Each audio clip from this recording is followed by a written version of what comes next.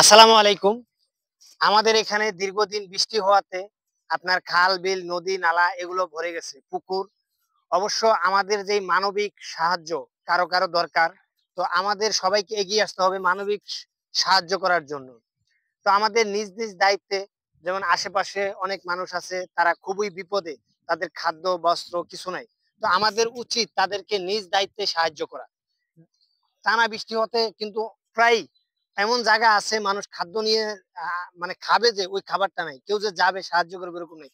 তো আমার একটা যে আশেপাশে যে আছেন তার জন্য একটা বার্তা দিবেন যে যেমন আপনার যদি মোবাইল থাকে টাচ মোবাইলে বলেন যে আমাদের এলাকায় এই অবস্থা, হয়তো বা কেউ না কেউ অবশ্যই আপনার কথা শুনে অবশ্যই এগিয়ে আসবে। তো কেউ না কেউ তো অবশ্যই এগিয়ে আসবে আপনার কথা শুনে। তো কথা শোনার জন্য কিছু ইয়া আছে, যেমন আপনার মোবাইল আছে, ইন্টারনেট আছে, এখানে ভিডিও করতে পারেন, যে আপনার মসজিদ আছে ওইখানে যেমন মানুষ আছে ওইখানে আপনি বলতে পারেন যে এই এলাকার এই পরিস্থিতি, কেউ যদি সাহায্য করতে আসেন তো আসতে পারেন। এটা হচ্ছে নিজের একটা মানুষের একটা নৈতিক দায়িত্ব যে কারো বিপদে এগিয়ে আসা।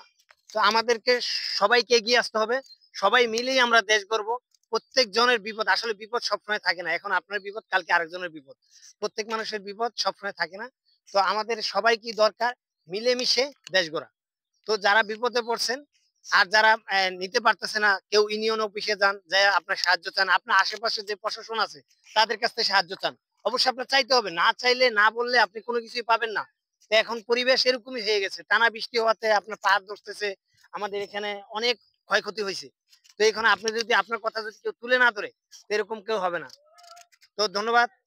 যার নিজের ইয়ে থেকেই সাহায্য করেন। ধন্যবাদ। আসসালামু আলাইকুম।